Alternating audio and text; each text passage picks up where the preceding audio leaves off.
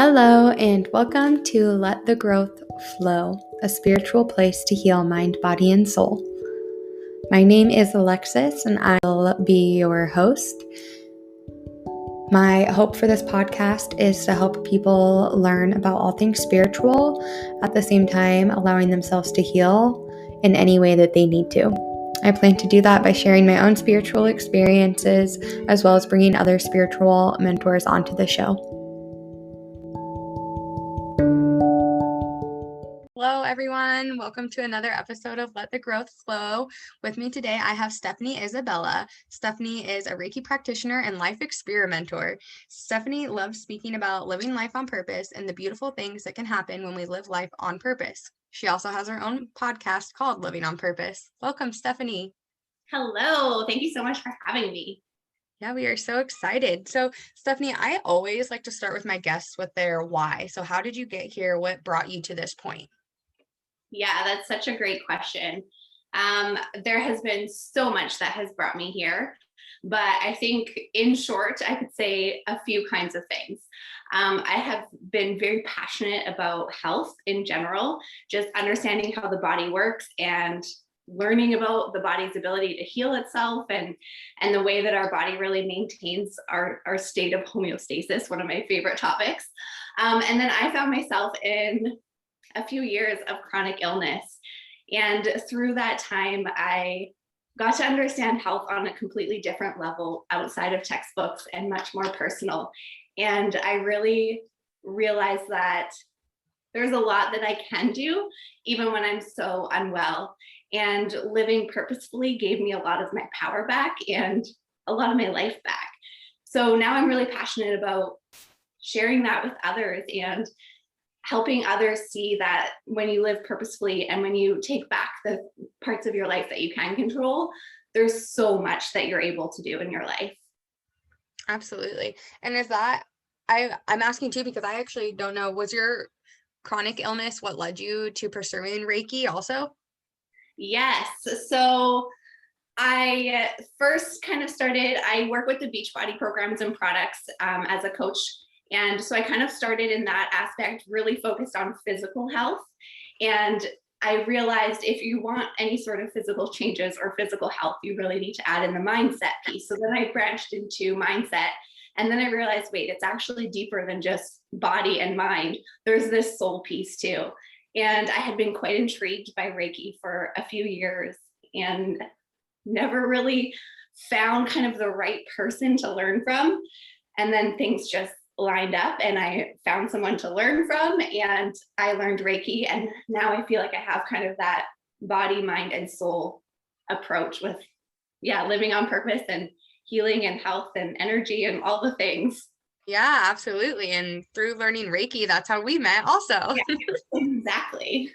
Awesome. So I am super curious. Like, I know what this means, but I'm sure I still need a better explanation of what it means. And so do listeners. But what is quote unquote living on purpose? Yes. So this kind of goes back to what I used to find myself saying often, which was, oops, that was an accident. And oops, I did that on accident. I used to always say on accident, even though I know people don't say on accident. Hence why it is now living on purpose. And I realized there was just so much that I was just floating through and not really anticipating what I would get by doing certain actions. I would just do and wake up and go to school and go to work and do the things that I thought I was supposed to do and should do. And that's when I found myself really sick and getting daily migraines and then unable to work and unable to do anything. And I thought, if this is where living on accident has got me, I don't want to live on accident. I want to live on purpose. Absolutely. I'm covered in chills. I feel like I'm 23, so I'm just now learning all of this. And I just got to that point where my entire life I love how you say living on accident, because that's what I was doing. I never stopped and asked, what do I want to do? I just did what I thought I was supposed to do or what was expected from other people. So I went to college. I went to college for something that I thought would be good for me, that I thought I could help with, but then also it was what my parents thought would be better for me.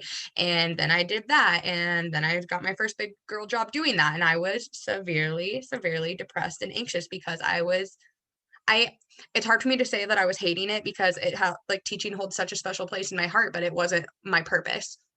It was me doing what I thought I was supposed to do, not what I wanted and was supposed to be doing.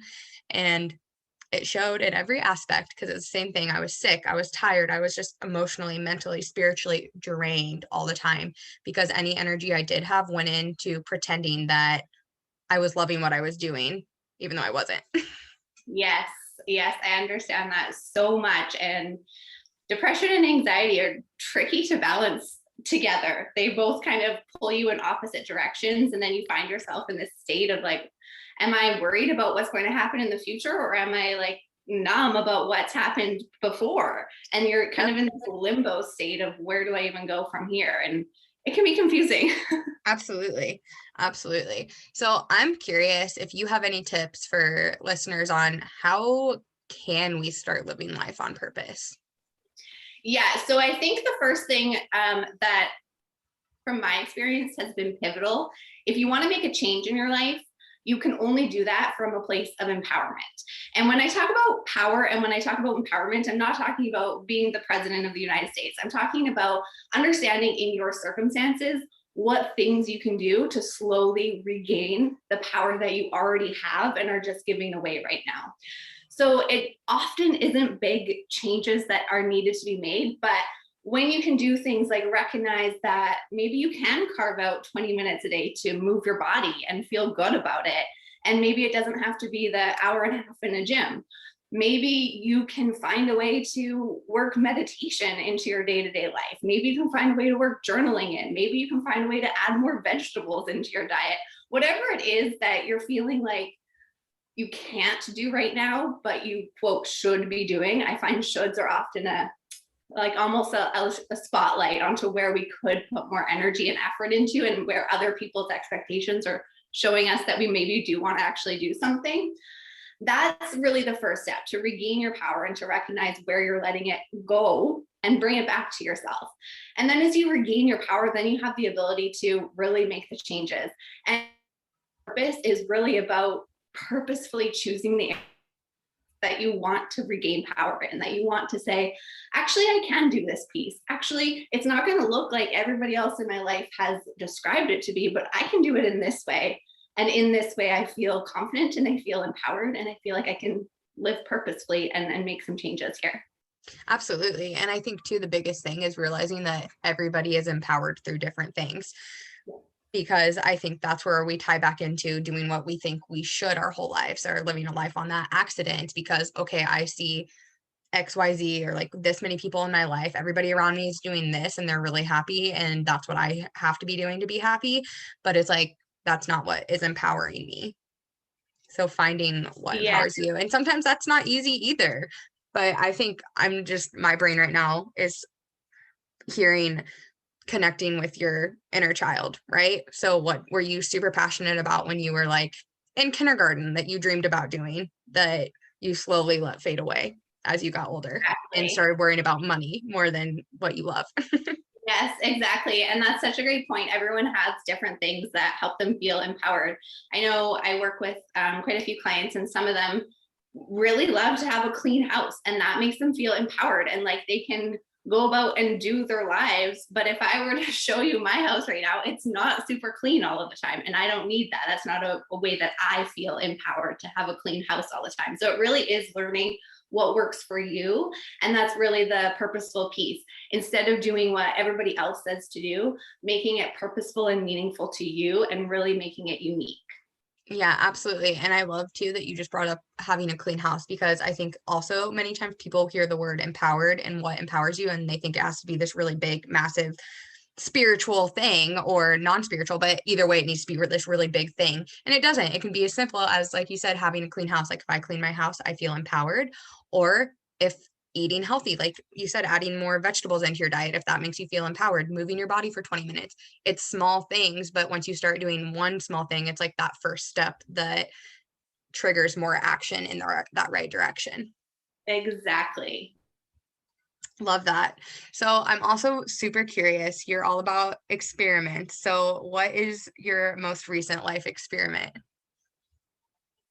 Yeah, so maybe I'll talk about two different ones because I just Yeah. wrapped up a 90-day experiment. And this one I did with my clients, my Beachbody clients specifically. So we were really focused on one sort of a physical or nutrition or hydration focus, and then one other focus.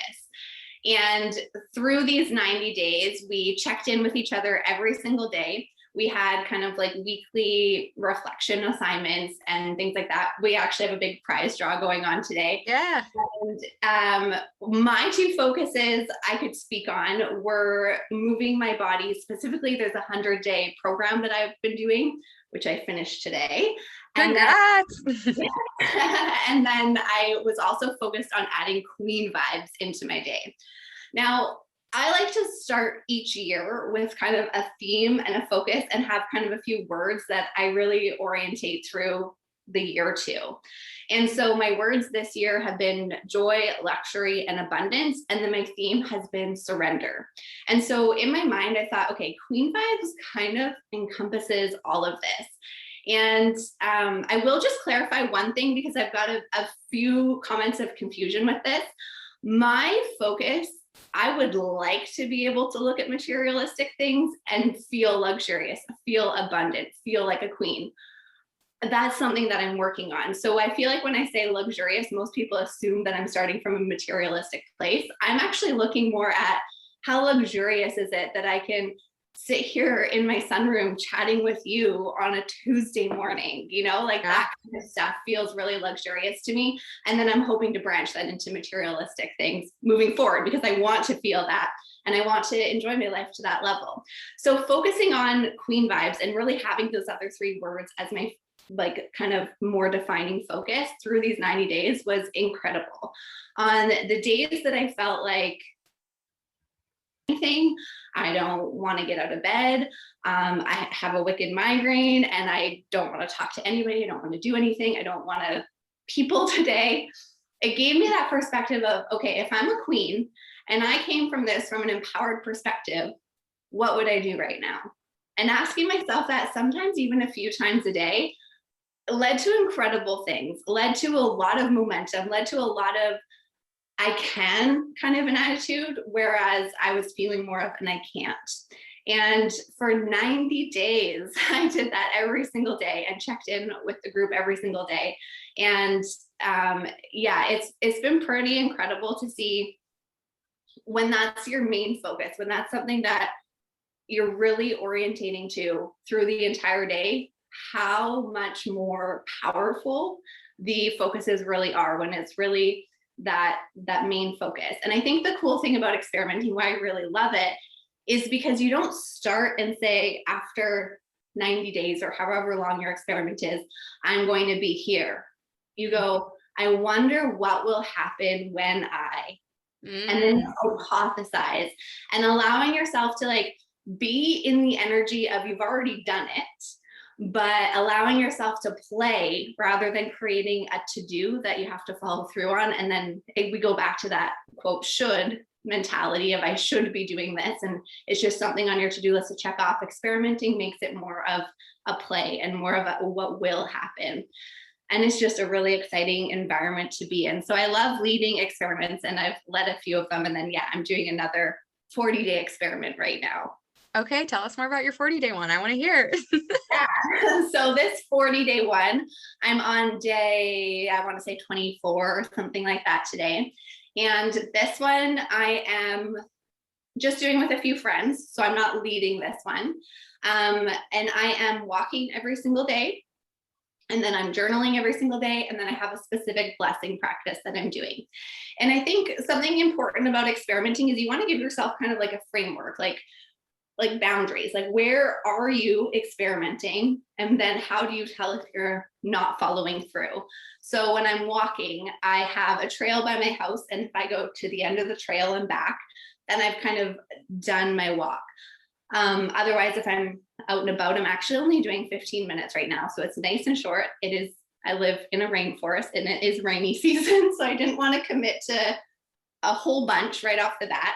But again, with experimenting, it's all about playing. So if I finish these 40 days and decide I want to do more walk, toying with right now, I can always continue on adding more time in. And some days I do go 45 minutes, an hour walk. But really just seeing what will happen and what will happen when I'm not listening to music, when I'm not texting on my phone on my walk, when I'm just fully present and in nature and exploring my own thoughts. So I'm really focusing on kind of like an active meditation through this. Yeah, that's super interesting. And I love that you're calling it experiments and you're putting the emphasis on the playfulness instead of the shoulds. Like, I should be doing this. I need to be doing this, because you're right. The minute we say that, it turns it into something we don't want to do. That's being human, right? The more we're told we should do something, the less we want to do it. But it's like, I don't think anybody realizes how often we do that to ourselves by saying, I should do this. I need to be doing this. And that brings me into it. It's so funny how things align in these interviews, because I wanted to talk to you about human design. Are you familiar with it? I am. I don't know a lot about it, but I'm very intrigued by it. Same. So I'm like just beginning to dabble in it. Do you know what your design is? I do, and then I keep forgetting. I think I'm a generator. I'm a generator. I'm not. Okay, I had a feeling you were going to be generator. That's what I am. And the main thing with generators is, unless it's lighting us up, like we feel passionate about it, we don't want to do it. And you saying, calling it experiments brings the playfulness in. I'm like, that is what I need to start doing, because so often I'm a list maker also, but I make these lists, and in my head right away, I'm like, I need to be doing this. I need to be doing this. I need to get up at 5. I need to work out, blah, blah, blah, blah, blah. And then my alarm goes off and I'm like, well, this isn't lighting me up. Like, this isn't what I want to do. So what happens is I don't do it. That also results in me changing my mind a lot. And people in my family think that I am fickle or that I don't see things through. But I'm like, I'm trying to, but it's like, it leads me so many different directions because I'm feeling passionate about many different things. And just when somebody else brought the human design up to me, and as soon as I read that, I'm like, this makes so much sense. Like, it does make you feel like you understand yourself better when you do it. So I recommend everybody does it. I think you can do it for free online. Yes, you can do it for free. And then I think if you want like some of the extra lines read and stuff, then you would just book a session with somebody who does them. But yeah. Super interesting, but gonna start looking at life as an experiment and doing things playfully. So thank you for that. And it's helpful too, because one thing that you kind of mentioned was we put these shoulds on our list, and then when we don't follow through on them, we're letting ourselves down, and we're in our eyes failing, and we're breaking that trust with ourselves. And that's really frustrating. And our relationship with ourselves, in my opinion, is a very valuable one. And so breaking that trust is difficult and detrimental. And so when you see it as an experiment and it's, I wonder what will happen, that curiosity gets you into action and helps build your relationship with yourself and helps you bond with yourself rather than break trust with yourself. Mm-hmm. And I think too, looking at the relationship with yourself as a relationship, and that it's an integral part of your life, like you said, because it took me a long time and to realize that too. And you say you're breaking that trust. I heard that term was from somebody one time, and it's crazy too, because I actually did Beachbody like 3 years ago, and it pulled me out of a really dark spot because I wasn't moving. I was very down in the dumps in college, and I started Beachbody, and I actually started moving my body. So I love that is like brought back up. But I think through that, one of my coaches said the same thing, like, you are breaking the trust with yourself. And so even if you just set one thing in the morning, if it's just getting out of bed, do that, because then you're starting the day off trusting yourself. So yeah, it's so interesting how that it lines up. But I was listening to some of your podcasts, and I love that your very first one, you talk about intuitively led podcasting. And I loved that because, as you know, I just started this podcast and I just said I was a generator.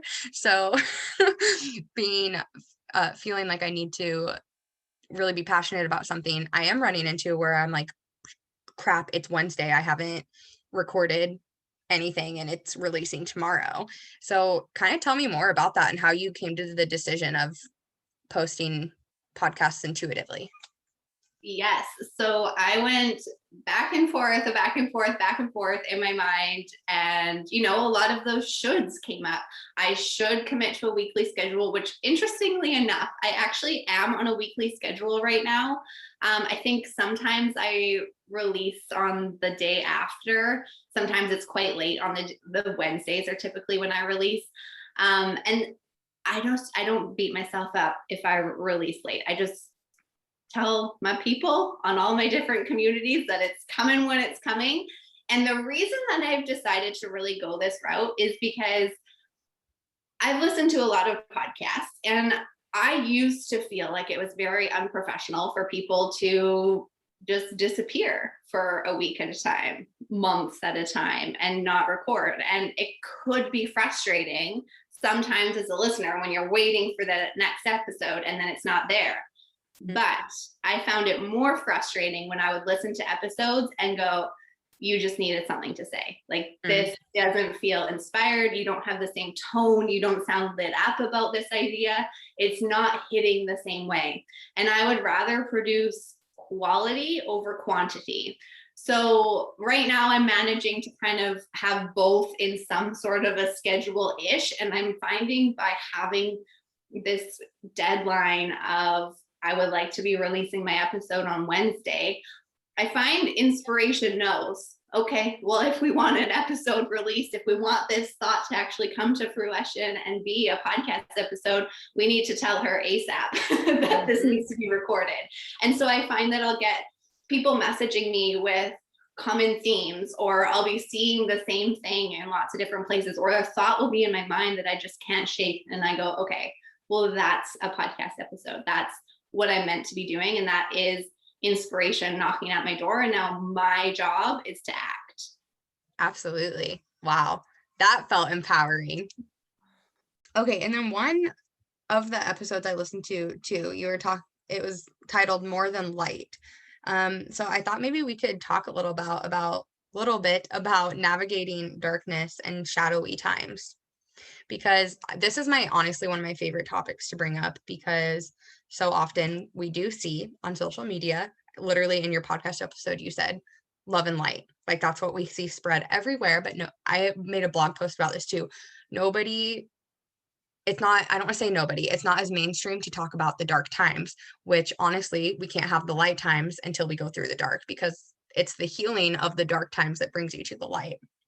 Exactly. That's well said. And yeah, I think like my natural state currently is much more love and light. And so I find that I want to be conscious about that, because there's also a heck of a lot of darkness going on, but it's more natural for me to talk about light. And so that's really where that episode came from, to be like, there's more. And if you aren't hearing me talk about the darkness all the time, that's because my more natural state is to talk about light, but I did not get here without a heck of a lot of darkness. And that darkness shaped me into where I am today and allows me to shine this light so brightly. And I feel like that can be a very triggering statement to hear when you are in the darkness. So for anyone who's listening, I'm not saying this to point fingers at you and say, this is part of your kind of grander scheme and big lesson. Like, I know it hurts to hear that. It hurts and it's frustrating. And I didn't believe it when I was in the dark times, because why the heck would you want to believe in a world that puts you through suffering?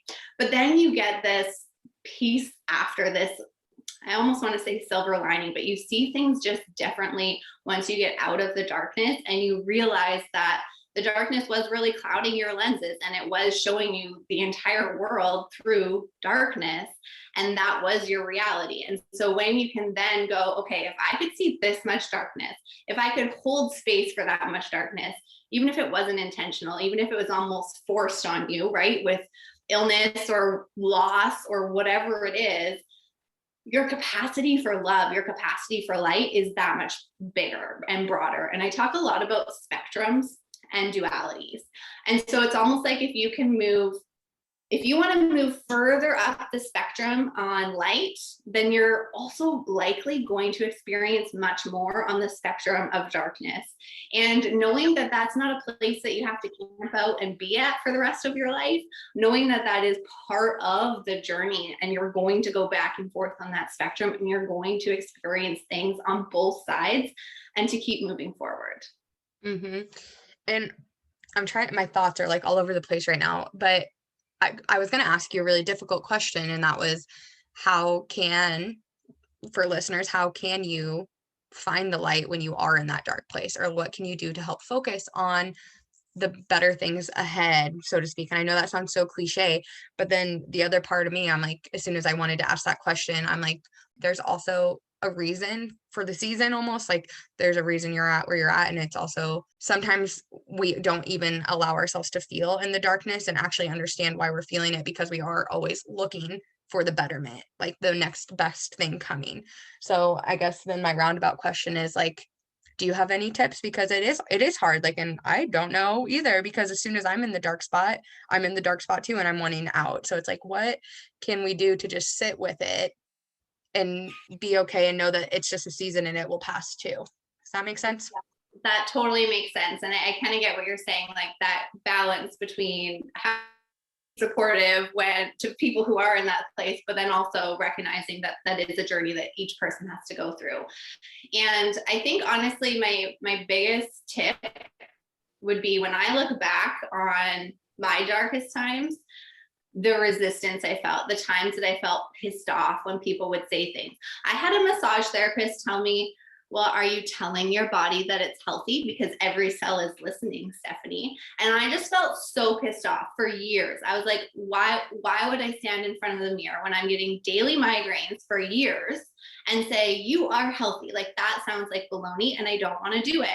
But because she said that, because I was so pissed off about it, and because I just couldn't forget it, I couldn't ignore it, it made me really curious, and it made me take action and go, okay, what the heck do you mean every cell is listening? Every cell is not listening. It's just, this is my body. And then that led me to, okay, body, mind, and soul, kind of like I described at the beginning. So pay attention to the stuff that is irritating to you, the stuff that pisses you off, the stuff that really makes you angry and mad. And do you mind if I just share like a really quick story to highlight this? No, not at all. And yeah, go for it. It doesn't even need to be quick. Share. Okay. So this just helped me realize that we all experience things differently. And I shared this episode on one of my podcasts, and I actually shared when I said it. It's embarrassing for me to share, but here I am offering to share it again. Yeah. So I was working with a friend, and this guy came into our workplace, and we both started checking him out. And I looked at him, and he had like a great beard. I love beards. And then he had long hair and like super fit body. And so we're both checking him out. And I looked at my friend and said, he would be super cute if he cut his hair. And she looked at me and she went, he would be super cute if he shaved off his beard. And we both just looked at each other and went, huh. So we're looking at objectively checking out a random man who I cannot tell you his name. Yeah. That's the part that I'm not so excited to admit. But I think it highlights that we were both looking at the same person, and we both thought, if only this were to happen, then we would feel differently about this. And so I think when you're looking at resistance in your life, to go, I feel this way, is there any possibility that not everybody in the world feels this way about this comment? Is there any possibility that when somebody hears the phrase, talk to your body and tell your body that it's healthy, like every cell is listening, is there any possibility that other people actually wouldn't feel triggered by that? And if there's a possibility that other people wouldn't react that way, then your resistance, your triggers, your being pissed off about it, whatever it is that you're feeling, that's a big sign for you to do some uncovering and to explore that avenue. Right. Absolutely. I mean, for sure, because like you said, what pisses us off, what triggers us is usually what we need to work on healing, right? Like it's a mirror. It's like somebody will say something like that to you and it immediately infuriates you and you're like, why would you say that to me? But it's like, okay, so there's a reason that I was just that upset that you said that, so I need to figure out why. Because the other thing is, right, it doesn't matter what other people say to you ever, it's only what you think. And that's hard to come to terms with too, because I think we're all so used to the victim mindset where it's like, oh my God, this person just said this thing to me. That's so rude. I can't believe they did that. And I'm sitting here thinking this is I had something very similar to me happen this weekend. A friend said something to me and I was like, thanks for the backhanded compliment. And they were like, what? I wasn't trying to give you a compliment. And I'm like, well, what you said was just very rude and it made me upset. And I'm like, okay, now I need to journal about this and figure out why did that trigger me so much. So it's crazy how things work out like that. Yeah. And I keep saying crazy, crazy, but crazy good. Okay, I'm curious, like, so you're super into mind, body, soul. So any recommendations for food? Like, if you're comfortable sharing, like what is your diet? Like, what do you follow? What have you found that works best for you? And I know that's a loaded question too, because everybody finds what works for them that's different, but I'm curious to know what has worked for you.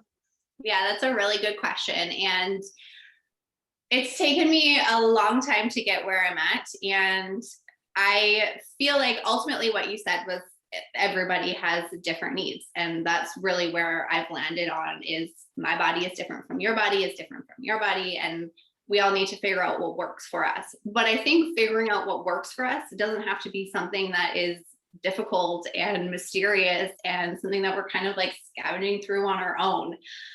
When I started using the Beachbody workouts, I started exercising. And that was the first time that I really learned to be consistent with fitness.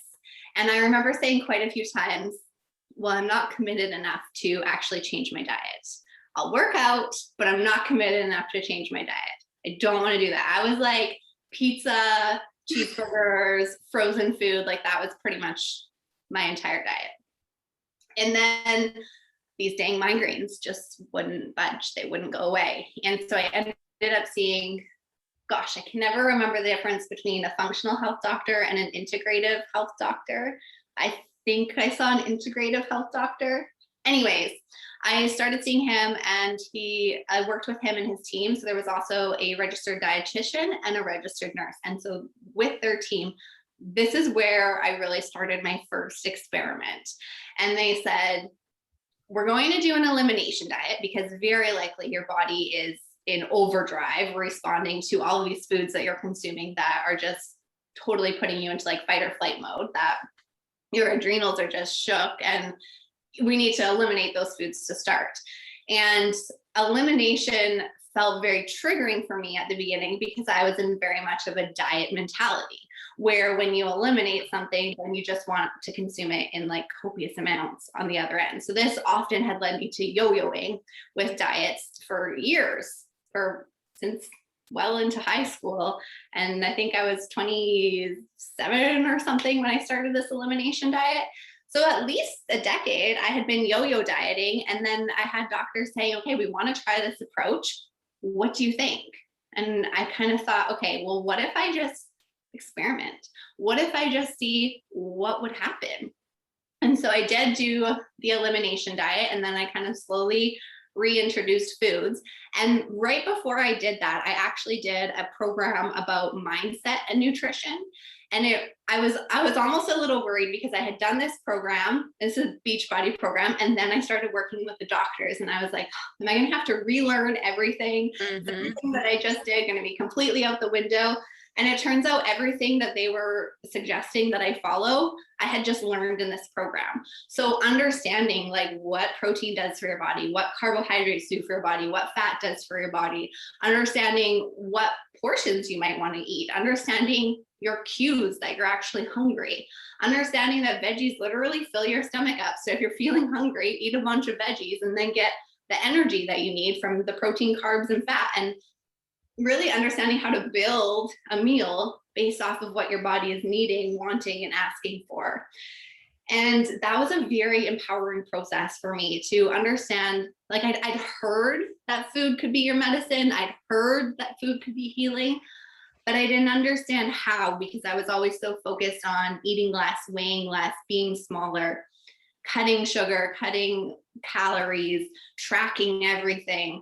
And I did track a lot in the beginning of when I started eating, because I was building that trust with myself. Again, I had broken that trust so many times, especially with those yo-yo diets. I told myself I was going to stick to this one long term. And then, 4 days later, just kidding, I'm just going to have like a cheat meal, which now I don't even believe in cheat meals, but this was always my routine before. So I had to build up my trust with myself again, and really trust that when my body says it's hungry, that I can feed it whatever it wants. That if I want ice cream, I can have ice cream, and it doesn't mean I'm going to eat the whole tub.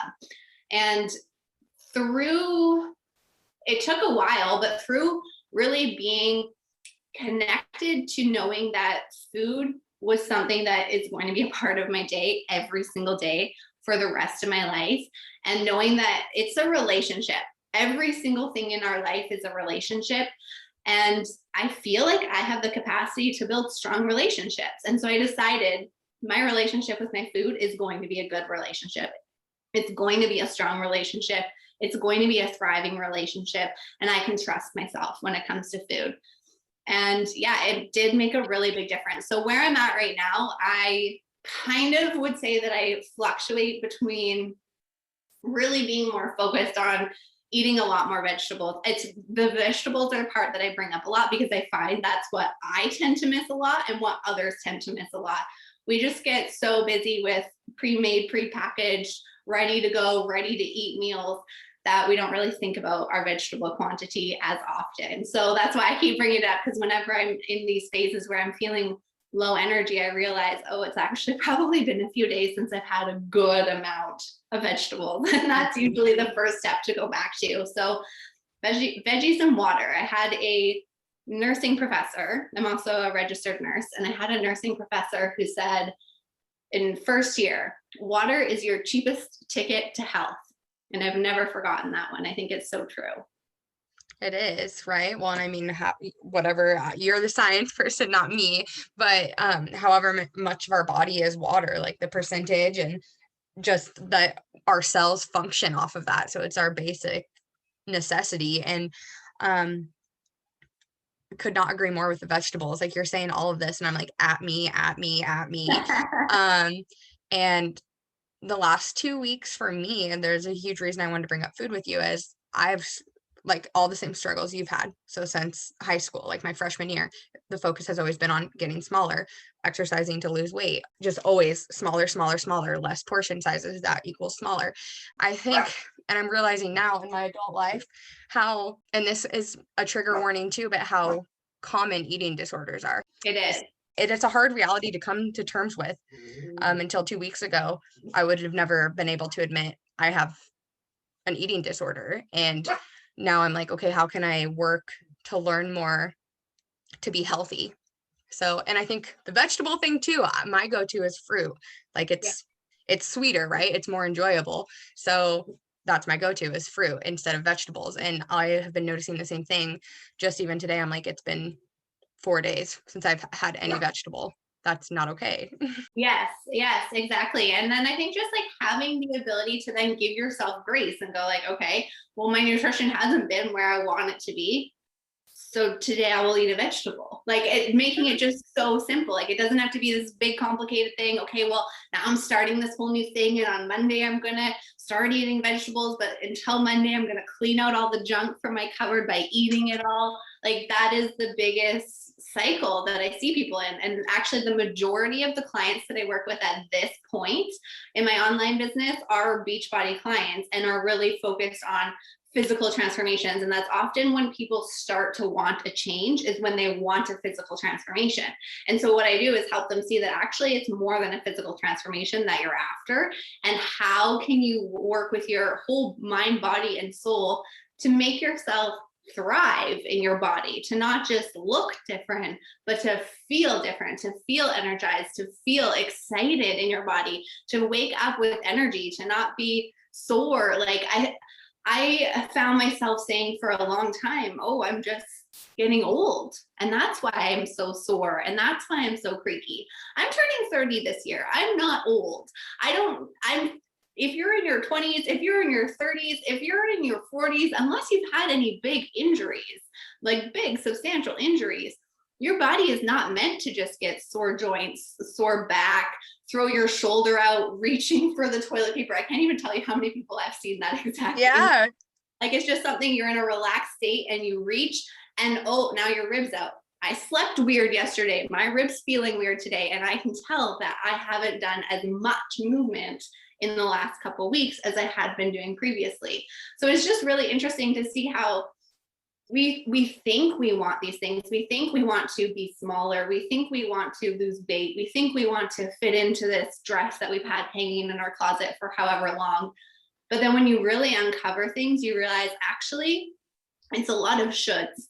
It's a lot of things that you've been told or shown, or even like just briefly shown, like on an advertisement or something of how you're supposed to be, and breaking the trust with yourself. And you don't trust yourself to actually follow through on something. So instead of committing to something that actually might work, you commit to something that looks like it'll be easier and meet you where you think you want to go. And yeah, it's a very interesting journey. And I think a lot of people come into fitness wanting like just a quick fix. I'm getting married in 3 weeks and I want to look good. And then they realize, wow, this is so much more. This is actually taking back my life. Well, right. And then it gets to the points too where maybe you haven't taken fitness or working out seriously in anywhere from 3 months to 3 years. And then you start up out of nowhere. And so many people just go hard at the start because they're looking for that quick change. And that's what results in those injuries where you're like, okay, now I need to revert and actually build back up from the beginning because I can't just be expected to be off for so long and then just come back and be completely on. Totally. And one of the main things that I talk about is small, consistent steps rather than go big or go home mentality. I mean, I would often not go to the gym for probably like a year and then go to the gym for about 3 weeks, do an hour and a half to 2.5 hour sessions, try to fit in 3 to 4 of those a week while working, while going to school, while juggling friends and everything. And like, I don't have time for this. I don't have time for go big or go home. So then I would just go home and I would just do nothing. And when you do small, consistent steps, that's why I like online workouts. I love in-person workouts, which obviously are paused at the moment. But in the future, like I do love being in groups of people, but it's also important to make things work for you on the daily. So what can you do at your home that you don't need to get out of the house for? Maybe you don't follow online workouts like I do. Maybe you create your own workout routine that's 20, 30 minutes, and you can get a lot done in that amount of time when you do it consistently. And learning consistency was my first big lesson that I learned from fitness and has been a huge game changer in my entire life. Knowing that when I decide to do something, I can follow through on it consistently, honestly just makes my relationship with myself so much stronger because I know if I'm going to do something, I'm going to do it. Mm-hmm. And the biggest thing out of that for me is finding what works for you. Yes. Because so often it is like I need to work out for an hour and a half to see results. And it's like that's just not attainable for many people. Like I can't spend an hour and a half at the gym and then still have time like an hour maybe to get ready. And I love online workouts too. I use an app called Fit On. I don't know if you're familiar, but they do like free workouts on that app and you can literally pick how long you want it to be. And then the other thing I just wanted to touch on quickly is listening to your body. So like almost intuitively working out also. Like this morning I went to the gym at my apartment, like, and I wanted to do cardio today. Like that's just what I felt like I needed to do. And right away, we've talked so much about those shoulds, like you just brought up again, like I should be eating this way. I should be working out for this long. So right away in my head, I said, okay, I need to be doing 15 minutes of this sprint and I'm going to do 30 seconds on, 30 seconds off. And I'm going to do 15 sets of them. I got to 7 and my body was like, we're done. If you're going to run this fast again, you're going to fall off this treadmill. So I was like, I'm going to respect that, because if I push it, this is when I'm going to get hurt. And I just knocked it down and I walked for the remaining time.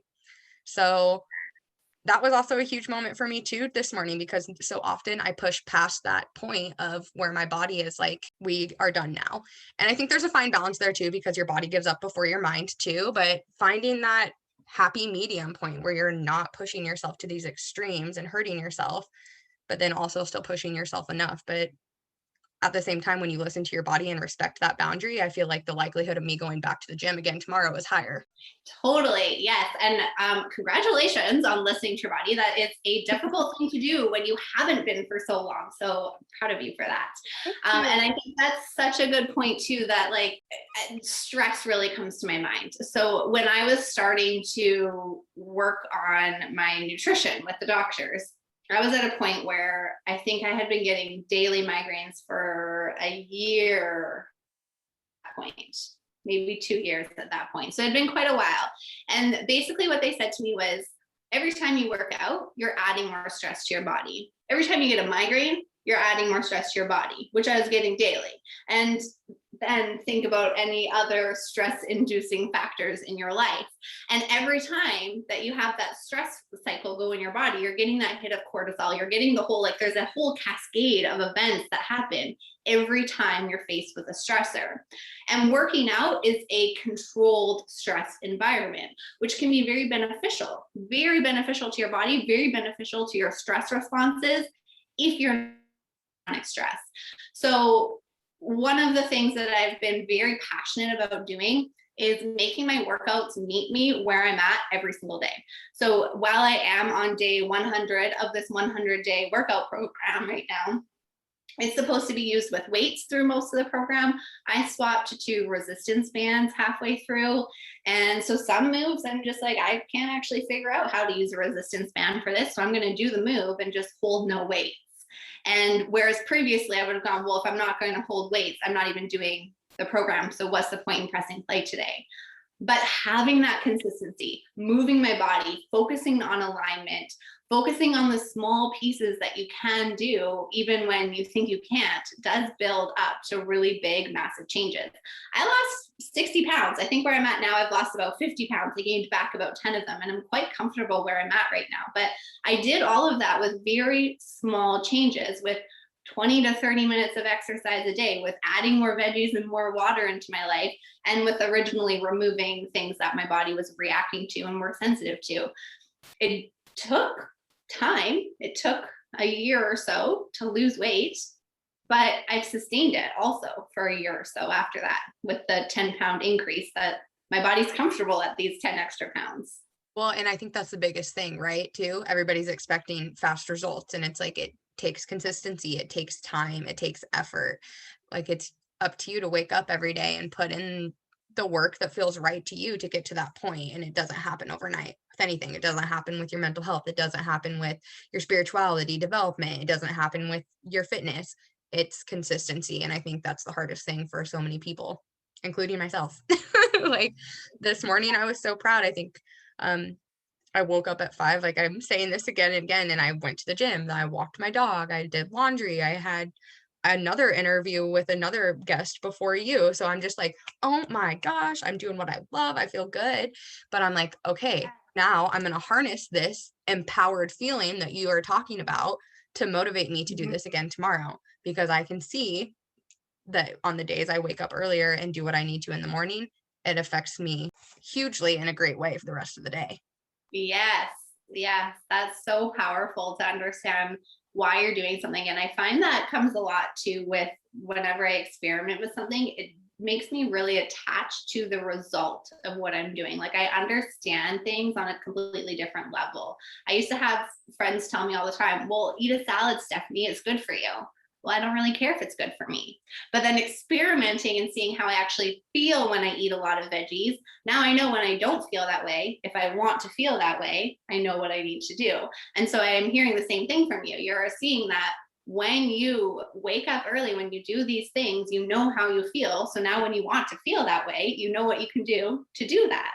And it just makes things a lot more simpler. And you're in the driver's seat. You're focused on what you can control. You're empowered, and you're ultimately living your life on purpose.